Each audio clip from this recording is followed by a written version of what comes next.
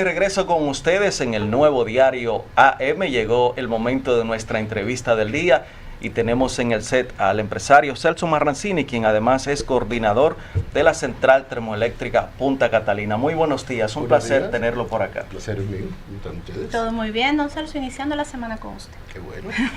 Don Celso, en los últimos días vimos que hubo fuertes apagones en gran parte del territorio nacional. El pasado sábado, el vocero de la presidencia, el señor Homero Figueroa, dijo que ya los problemas se habían solucionado prácticamente, o se estaban solucionando más bien al día de hoy. ¿Puede contarnos cuál es la situación? ¿Ya se normalizó todo? Yo creo que hay que ir un poco hacia atrás. Esto es un sistema que crece 125 megas anual. Y este es un sistema que la energía de base importante que se agregó fue sobre Punta Catalina en el año 2019. Antes de Punta Catalina, Quiqueya 1 y Quiqueya 2 con 500 megas. Si vemos que Quiqueya 1 y Quiqueya 2 fueron en el 2012, del 2012 al 2019, si ustedes multiplican 7 por 125, el sistema se comió Punta Catalina. Punta Catalina se vendió como la solución del problema eléctrico. Nosotros siempre dijimos que era una adición importante, que sacaba plantas viejas y que agregaba energía de base, nunca la solución del problema eléctrico. Desgraciadamente, nosotros hicimos un estudio de cómo debía aumentarse la generación. Ese estudio era un estudio que comprendía 2010-2025. En estos días que ha habido estos apagones como consecuencia de falta de energía, yo me puse a revisar el estudio y definitivamente el estudio, después creo que el gobierno anterior hizo otro del 2018. Ese estudio hoy debía el sistema tener mínimo 3.500 megas, que no tiene. Y aquí el crecimiento de la demanda ha sido de tal magnitud que en esta semana pasada hubo días de 3.008 megas. O sea, es increíble cómo el consumo de la sociedad, el consumo de la industria. Entonces usted tiene, la semana pasada, usted tuvo la tormenta perfecta. Punta Catalina 1 fuera, AES salió y salió una la Itabo. Las Itabo tienen un problema enorme con el sargazo. Eso hay que vivir limpiando. Nosotros no lo tenemos tan serio, nosotros tenemos nuestros filtros. Punta Catalina sale como resultado de un mantenimiento programado dilatado, un mantenimiento que debió haberse dado ya hace algún tiempo y por la falta de los repuestos no se había dado. Entonces todo eso se juntó. Esa es una situación que ya se ha ido resolviendo. AES e Itabo están adentro. Nosotros, si Dios quiere, estaremos entrando este fin de semana y ya ahí se compensa la situación. Ya de hecho, como lo dijo el vocero de la presidencia, yo revisé la cantidad de circuitos que habían fuera el sábado y creo que habían 3 circuitos fuera. Que a mí no me gusta hablar mucho de eso yo se lo dejo a las sedes. El problema es que Punta Catalina funciona. Entonces, Celso, hay discrepancias precisamente en torno a la capacidad instalada de generación en la República Dominicana, porque creo que el gobierno ha afirmado que anda por los 2.000 megas. No, 2.000 no. El gobierno ha dicho que la capacidad instalada está algo cercano a los 3.000. Al consumo en horas pico. Y entonces eso es la capacidad instalada con muchísimo cacharro viejo. Sí, exacto. Porque cuando salen una de las plantas fundamentales hay que prender cosas que usted no se imagina. Sí, sin embargo, leí un comunicado del PLD donde afirmaba que aquí nosotros teníamos cerca de 5.000 megas instalados. Me gustaría. A mí me chocó porque las cifras que conocía dictaban mucho de eso, pero verdad, partiendo de la realidad de lo que es, ¿qué entiende usted que es lo que hay que hacer inmediatamente para de una vez por todas, en un plazo relativamente corto, resolver el problema de los apagones? Lo que está haciendo el gobierno, está adicionando energía de corto plazo. Que eso entrarán unos 400 megas. Con la energía renovable. Bueno, la energía renovable, el gobierno pasado, no sé por qué, no aprobaba los proyectos de energía renovable. Había cantidad de proyectos, hay algunos que realmente no pueden entrar porque hay un problema todavía de transmisión que se está corrigiendo, pero han entrado importantes proyectos renovables en estos últimos casi 2 años. Pero definitivamente, acuérdese que la energía renovable no es energía de base. Usted puede tener mucha energía solar y de repente viene un nublazón y no tiene nada y le tumba la energía. La de viento es más constante, pero lo que hay que trabajar es eso. Entonces, con estos 400 megas de corto plazo, con la entrada de nuevo, ya con la entrada de Punta Catalina, las 2 centrales funcionando a plena capacidad, yo creo que ahí podemos jugar con el sistema hasta que entren. Ahora mismo va a entrar una planta, la Estrella del Mar 3, con 150 megas, creo que ahora mismo está generando 70, 75 megas, le falta el ciclo combinado, y eso, todo eso es adición al sistema, todo lo que entre es necesario.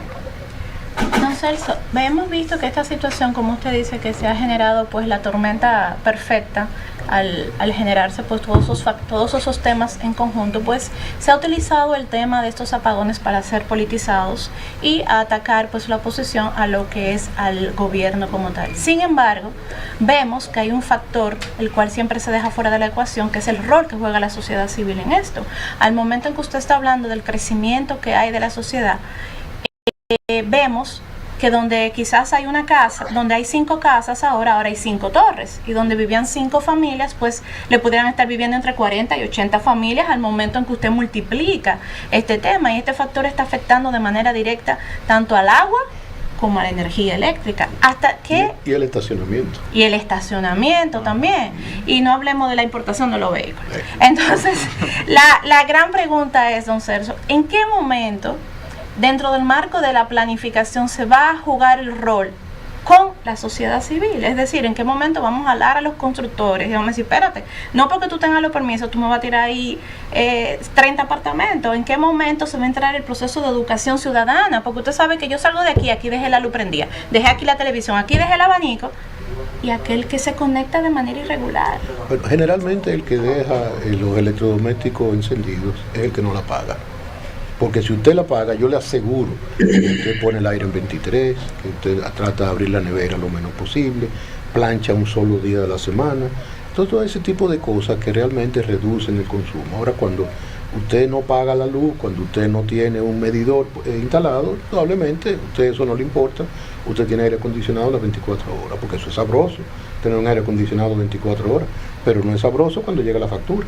Claro. Entonces es una compensación entre una cosa y otra. Entonces, definitivamente, ese es un problema que la sociedad no ha comprendido, que la electricidad hay que pagarla. Aquí se quejan de que si la electricidad es cara, la electricidad es cara en todos lados ahora mismo. Si usted se va a Europa, la electricidad es carísima. Pero el problema no está en que si es cara o es barata, es que hay que pagarla. Yo recuerdo cuando yo estaba en la CDE, yo en una ocasión tomé una foto aérea, en ese momento no había drones todavía, un helicóptero en un barrio que tenía cantidad de parábolas de Claro y no pagaba la luz. Entonces, incluso yo puse la foto, después tuve que retirarla porque Claro me pidió con toda razón que la retirara.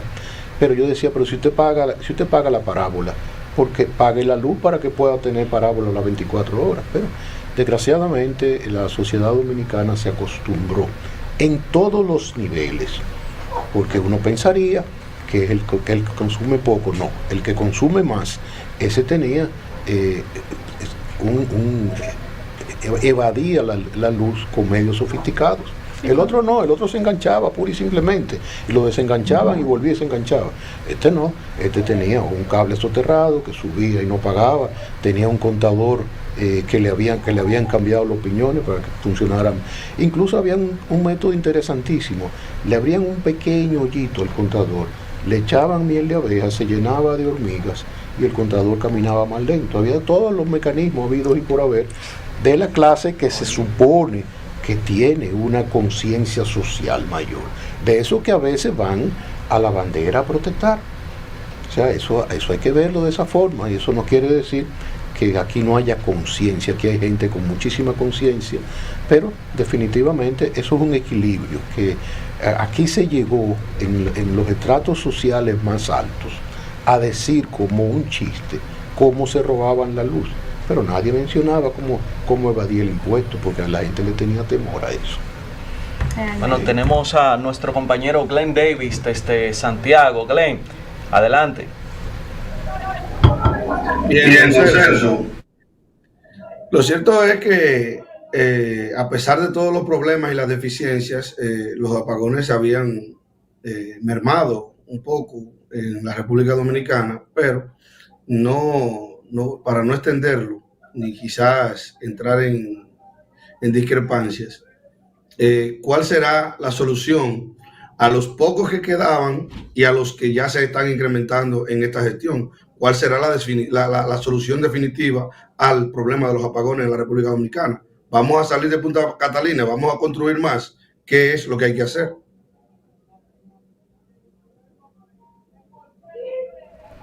Glenn, ¿qué quiere decir salir de Punta Catalina? Si la vamos a eliminar, porque aparentemente ya no sirve Punta Catalina. Eso se lo ha inventado usted, todo lo contrario. Elimínela y usted saca 720 megas del sistema. Ahí sí es verdad, ahí no serán apagones, sino serán prendiones. No, realmente, Punta Catalina es una planta. Yo no quiero entrar en muchos detalles sobre apagones. Eso debe de manejarlo el vicepresidente del Consejo Unificado. Ahora yo sí le voy a hablar de Punta Catalina. Punta Catalina es una gran planta rodeada de muchos comentarios, rodeada del problema de la corrupción con Odebrecht, una planta que se pagó más por ella de lo que debió de haberse pagado. Porque yo participé en una comisión donde el director de este diario, Percio Maldonado, también.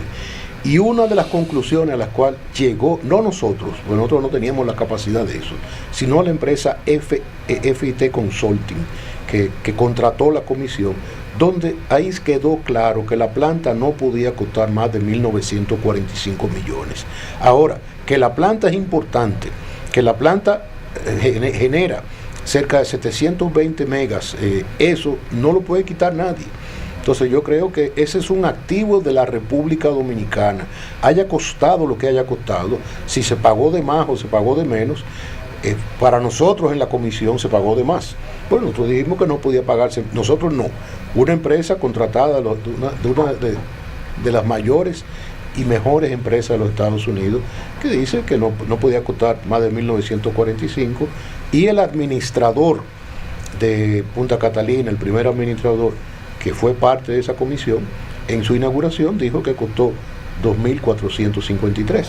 Pero bueno, en ese tema yo no entro. Ese tema yo se lo voy a dejar al Ministerio de Energía y Minas, que tiene una auditoría financiera, y se determinará realmente cuánto fue que costó la planta. Ahora, la importancia de la planta no se la puede quitar nadie. Ese es un activo que el país pagó.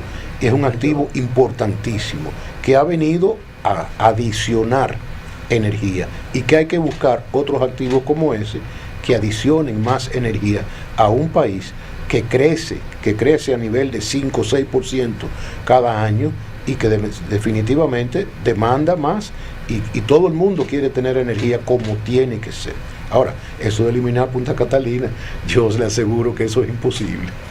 Bueno, señor Celso, con esto que usted acaba de decir, se rompe esa teoría que escuchamos durante la semana pasada, principalmente a miembros de la oposición, de que habían sacado las dos plantas de servicio con la finalidad de justificar de que las cosas no andan bien allí, y así pues alegar las razones de por qué hay que venderlas, como se dijo a finales del año pasado, de que se iba a vender Punta Catalina. Yo creo que eso ha sido muy claro.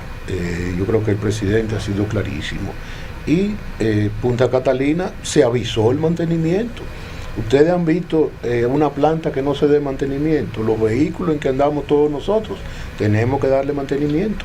Entonces, los mantenimientos no solo de Punta Catalina, de Itabo, de AES, de Jaina, todos hay que pararla, y ustedes lo ven en los medios de comunicación, que se pone un comunicado y se dice: señores, nosotros vamos a estar fuera por 45 días. Desgraciadamente, este mantenimiento tomó 15 días más, se anunció también, y se dijo, no va a tomar 45, va a tomar 60.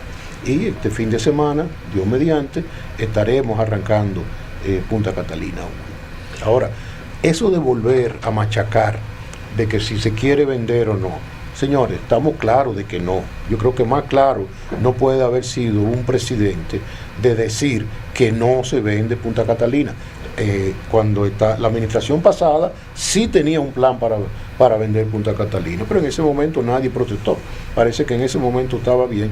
Y yo creo que no, yo creo que está muy bien de que no se venda, de que Punta Catalina, al igual que la empresa de transmisión y las hidroeléctricas, son un activo de la República Dominicana. Eso no hay que pasárselo al sector privado.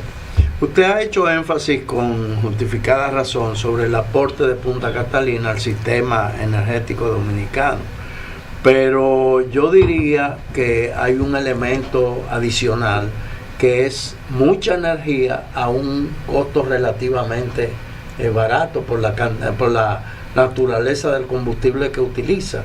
Porque generalmente cuando se presentan crisis energéticas como la que estamos pasando en estos momentos, la hemos ido superando, pero aún persiste algunos problemas, se apela a la contratación de plantas que son antieconómicas por el tipo de combustible que utilizan, o sea, que es un combustible, es un kilovatio muy caro, y la gente se queja con justificada razón por el asunto de que eso influye en la tarifa eléctrica. Usted mencionaba hace un rato, creo que a la Estrella del Mar. ¿No es esa planta de una generación muy cara? O sea, ¿se va a eliminar o se va a ir? No, eso que usa no es gasoil. La nueva bueno, usted se refiere a la nueva. Es una tecnología tremenda, es de gas con ciclo combinado. Sí, pero teníamos varias plantas que eran... Oil, hay muchas, pero déjeme decirle, eso para que usted vea cómo son las cosas de la vida. Ahora el fuel oil está más barato. Entonces, el carbón, que todos hablamos que es un combustible barato, en el 2010, el principio del 2011, el carbón estaba a 60, 70 dólares la tonelada. Nosotros hemos llegado a comprar a 350 la tonelada. Un barco que costaba 3 millones, 6 millones de dólares, hoy puede costar hasta 25 millones de dólares. O sea, ese es el impacto de lo que está sucediendo en el mercado de combustible, fruto de la pandemia, fruto ahora de la guerra entre Rusia y Ucrania, donde los combustibles, y no solamente los combustibles, las materias primas. Si usted le pregunta al sector empresarial cuál es su problema fundamental hoy, no le menciona la luz, le dice, tenemos problemas de materia prima y tenemos problemas con la logística, los barcos. Un contenedor de China que costaba en enero del 2020 $1,250, llegó a costar $22,000. Yo recuerdo un empresario amigo que me dijo, acabo de comprar una máquina en China que me costó $18,000 y pagué $24,000 de flete. Oiga eso. Entonces, eso es lo que está pasando en el mundo. Si eso no lo queremos ver, entonces realmente no estamos en este planeta. Porque eso pasa aquí, pasa en Europa, pasa donde usted quiera. En Europa tienen una crisis inmensa. En Europa el galón de gasolina está costando $5, $6, $7. Yo acabo de estar en Miami y yo prácticamente el galón de gasolina creo que me costó $4,98. Cuando hace un año y medio estaba $1,20. Ese es el mundo que nos toca vivir en este momento. Y el asunto del gas en Alemania. El gas, hay una crisis con el gas. Entonces, si hoy, porque hay teóricos por ahí que dicen, Punta Catalina hay que cambiar la gas. Lo primero es que cuando usted la cambie, tiene que pararla. ¿Cómo usted saca 720 megas del sistema?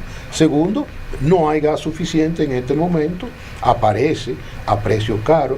Y la matriz de combustible tiene que ser diversificada. Yo sé que la gente habla mal del carbón y la gente dice que nunca se debió de haber construido Punta Catalina con carbón. Sin embargo, hay países que han vuelto al carbón. No solamente eso, en el momento que se construyó Punta Catalina no había gas. O se construía a carbón o no se construía a generación. Y eso que usted dice tiene toda la razón del mundo.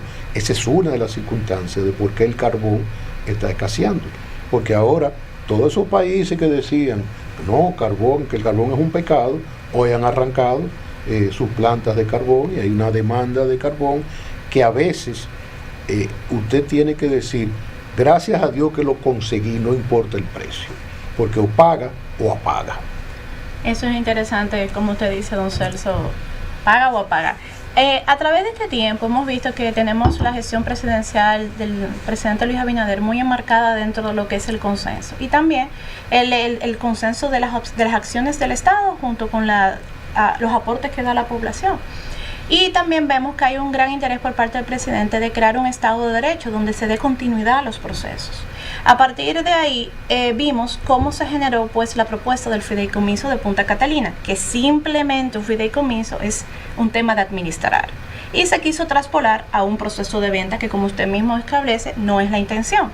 Entonces, viendo lo que ha sucedido en estos momentos ante esta crisis y viendo obviamente el nivel de planificación, continuidad de Estado que requiere un bien social como es la energía, real y efectivamente no se entendería que es necesario tener un fideicomiso no solamente para administrar Punta Catalina, sino aquellos otros aspectos como por ejemplo educación, que son bienes sociales y que necesitan continuidad de Estado, es decir, que aunque cambie un mandatario, pues la administración de esto pueda continuar con su planificación.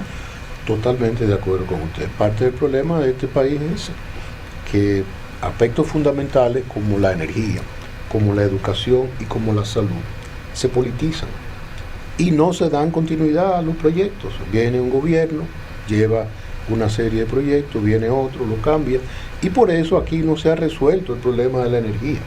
O sea, el problema de las distribuidoras debió haberse resuelto hace muchísimo tiempo, porque eso no es ciencia cohete. Desgraciadamente no ha habido continuidad de Estado, y yo siempre he dicho, ¿por qué los políticos no dicen, no voy a tocar la energía, no voy a tocar la salud, ni voy a tocar la educación? Y después metan toda la cantidad de compañeros que ustedes quieran en otras áreas, pero no quiten los técnicos, no cambien los programas, porque eso realmente nos atrasa. La educación, usted ha tocado un tema fundamental. Nosotros, ahora mismo se están haciendo las pruebas PISA de nuevo. Estoy seguro que en las pruebas PISA quedaremos en uno de los últimos lugares, desgraciadamente. ¿Por qué? Porque otra vez.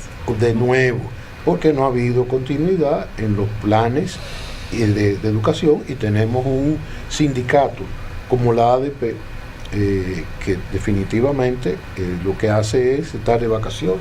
Mire, en enero lo que pasó con la ADP, yo fui presidente de EDUCA hace muchos años, tuve que vivir esa situación, pero en enero ellos decidieron que no empezaban clases hasta el 25, después dijeron que como había un fin de semana largo, tampoco iban. Entonces, ese es un problema muy serio que nosotros tenemos, y que eso es algo que hay que abordar, que hay que hacer entender. Ya aquí los maestros no son profesionales mal pagos, todo lo contrario, tienen excelentes sueldos. Ya no se puede decir que en educación no hay recursos, porque tiene el 4% de presupuesto. Entonces yo creo que es el momento de que todas esas cosas se vayan realmente equilibrando y despolitizando de la mejor manera posible.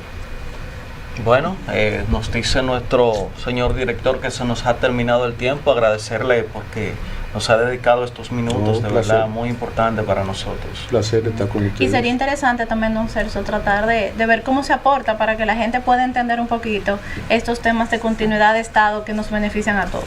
Bueno, ojalá que las redes entiendan eso, porque las redes lo que a veces se convierten en tirapiedras, en tirapiedras sin sentido. Pero nada, esa es la democracia.